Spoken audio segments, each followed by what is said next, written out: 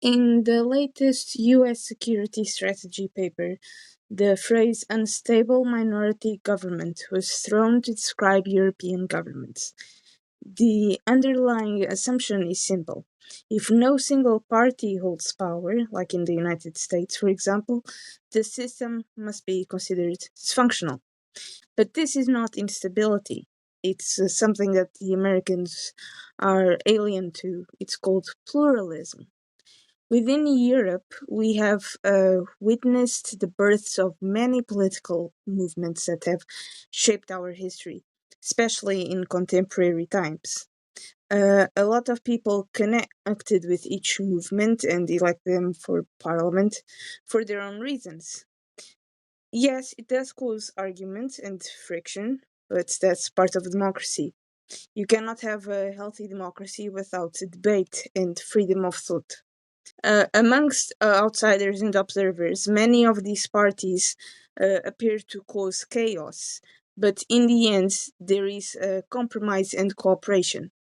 If that is good or not, it's a case-by-case basis, in my opinion, which is unique to each local, regional, and national government, and even European, the pan-European parliament thing. In a coalition government, every decision must cross multiple ideological lines before the final decision. Parties that disagree have to sit at the same table, argue their views, and still find solutions that everyone has to agree with. It's a lot of different perspectives that are engaged and debated, because again, it's a democracy. But it is also an educational point that we have to learn how to live with difference rather than eradicate it or quiet it. Let's look a bit, for instance, at the diversity of the European Parliament, where you've got an array of ideologies. Let's look, for instance, at the political groups that I like, which together have the majority of the European Parliament, a slightly big majority. In no particular order, there are the moderate conservatives, the liberals, the social democrats, and the Greens.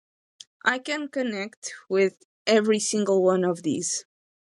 They are all supporters of the European Union project, and in different ways, again, different ways, they each care about the growth of the economy, of making sure that families are looked after, children are looked after, protected, and go to school, the environmental stuff, and development and building stronger international relationships.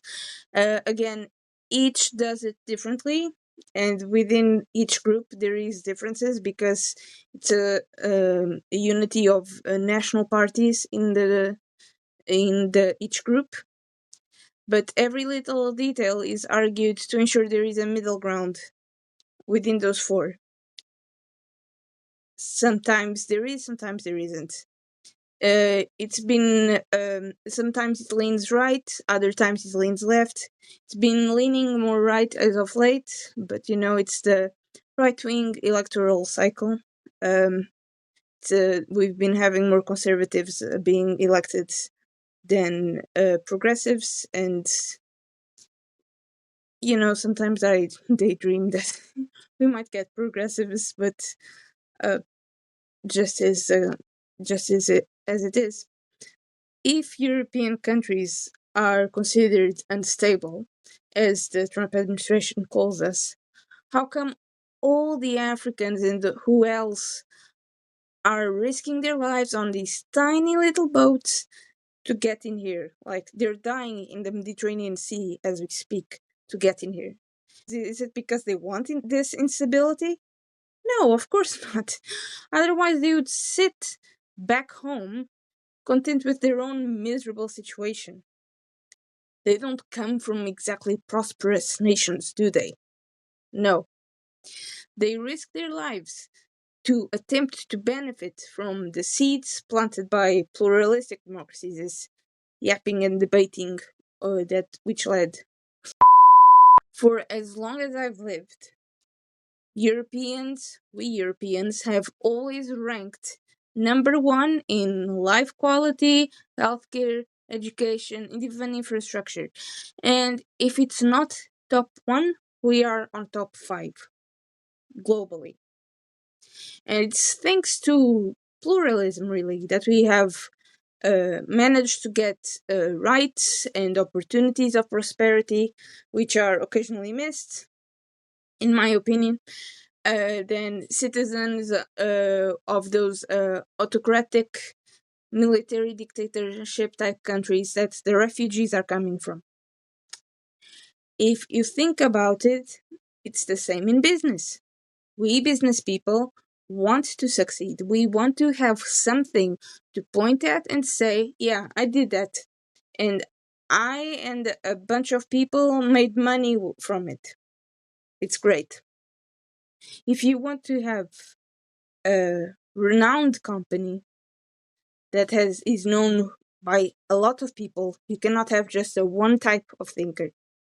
It takes teams of people with different skills, perspectives, personalities, and whatever else who pursue a common goal to make their careers and businesses successful and projects successful, to make things work.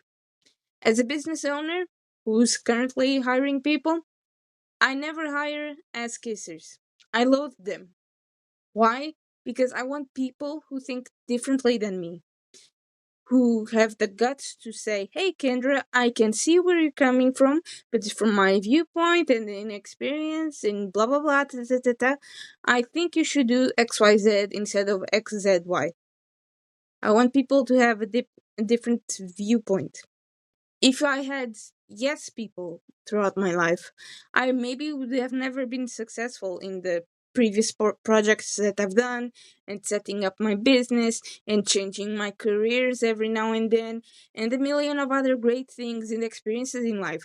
Actually, the best adventures that I've had started when a person that I was querying and getting advice from, I went to them and they said, no, maybe no, no. I had to think really hard, and there are different sides, which opened my mind. Not getting like a third eye or something like that, but not far from it. And so far, I haven't had any regrets. Even the bad things that happened, those weren't regrets, they were lessons.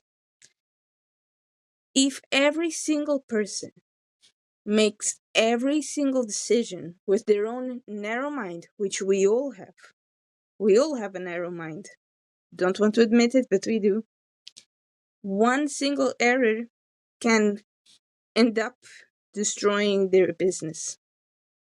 Your company can and will go kaput if you don't have the right, the different viewpoints laid in front of you as cards on a table. And with that, I will finish my arguments that the Trump administration is, as per usual, very wrong. We Europeans have a really good thing going. Is it perfect? Nope. But it works wonders. It's part of our heritage, which, as a traditionalist, I will clench and guard with my teeth. If the Americans, the Russians, and the Chinese, which are all in the same boat, which is so weird, want their restricted democracies, then fine with me. They can have it all they want. But do not come here from wherever you're standing or sitting from and tell me and hundreds of millions of Europeans that our way of life and what we are doing is wrong. Because it's not. We're doing it right. We learned from history that it's better butting heads inside buildings than butting heads outside in battlefields. We Europeans don't remember it much, although unfortunately our Ukrainian friends do, that it gets ugly whenever we start stupid wars. The Ukrainians didn't start the war, the Russians did, but you get my point. Pluralism is a good thing, not a bad thing. Let's make sure that it stays that way.